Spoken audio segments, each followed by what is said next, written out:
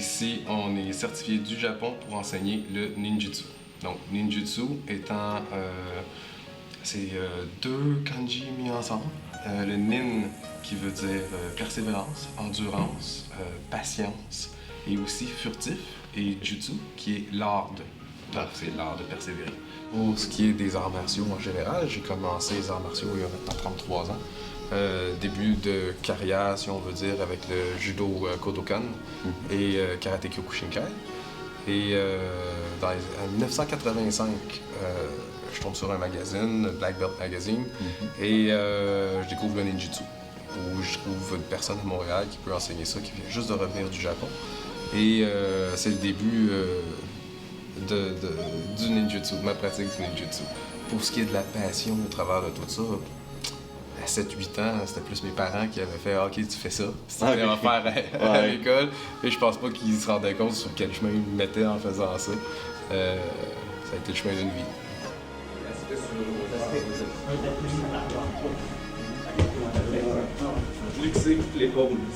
Chaque personne peut aller chercher, dépendant de soit du sport de combat ou de l'art martial qu'ils choisissent, ce qui leur convient. Chacun ont des composantes qui vont les rendre attirants pour certains types de personnes. Donc, si on regarde pour certains vont être plus axés sur spiritualité en mouvement. Certains vont être beaucoup plus compétitifs. Certains vont être beaucoup plus doux pour trouver une harmonie. Donc, plusieurs bénéfices dépendant de ce que la personne recherche. Par contre, une chose qui les unit tous, c'est cette espèce de zone quand on pratique l'art ou le sport où on n'y pense plus. On n'est que là, que présent.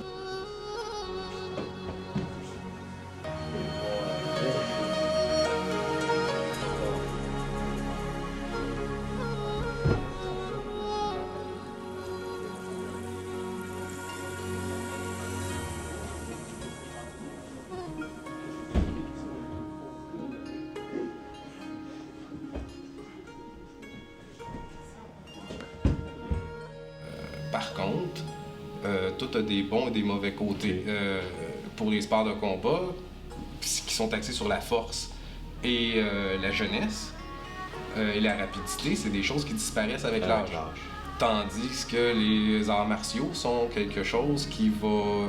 Ça prend tellement de temps à apprendre, mais qui reste jusqu'à la fin de notre vie. Ouais, parce que c'est une continuité toujours. On peut être âgé justement et pouvoir en absolument. Le grand maître qu'on a présentement vient d'avoir 81 le 3 décembre. Et c'est pas moi qui vais aller faire quoi que ce soit. C'est clair que ça sera pas moi. On va arm your toes. Ramène les orteils pour ceci. Comme ceci, le temps que tu fasses ceci et là te relever, ça prend trop de temps. Ici, directement. Non, l'idée de Jigoro Kano, pour ça, c'est avant de vouloir battre quelqu'un, il faudrait apprendre à se battre nous-mêmes. Donc, pouvoir se surpasser nous-mêmes, puis que l'adversaire n'est pas vraiment important rendu là. C'est d'être mieux demain que ce qu'on est aujourd'hui. Pourquoi pensez-vous que les arts martiaux ne sont pas si connus que ça au Québec? C'est quelque chose qui est en train de changer. Donc, moi, je me rappelle au début, étant plus jeune, les arts martiaux étaient véhiculés comme quelque chose, bon, un peu plus comme un goon au hockey. C'était mal vu. Nécessaire, mais mal vu. C'est un message qui est en train de changer avec l'arrivée des UFC, des MMA, spécialement avec, j'aime ça de mentionner, parce que c'est avec l'arrivée de Georges Saint-Pierre dans ça, ça change le message, ça change l'image. Est-ce que ça se pourrait parce que justement le Québec aussi à la base n'est pas une province très, on pourrait dire, très dangereuse? Oui, clairement, il y a moins la nécessité que New York ou Vancouver, hein, qu'on entend de plus en plus parler, d'apprendre des arts de combat ou des arts martiaux ou peu importe. Oni, un démon, donc il faut en trouver un. Kudaki, le broyer. Donc broyer un démon, c'est le nom de technique. Hein. Imaginez ce que ça donne. C'est comme des saucissons, une cuisse de poulet.